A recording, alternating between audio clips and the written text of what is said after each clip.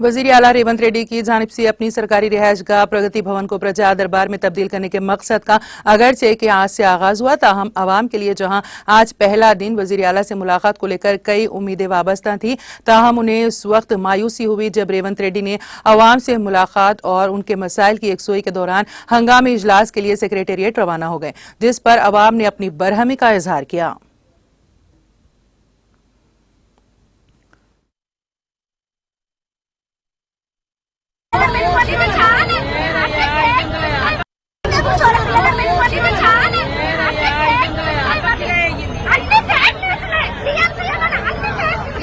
ప్రతి ఒక్కడు పదవి వచ్చిన వాళ్ళకి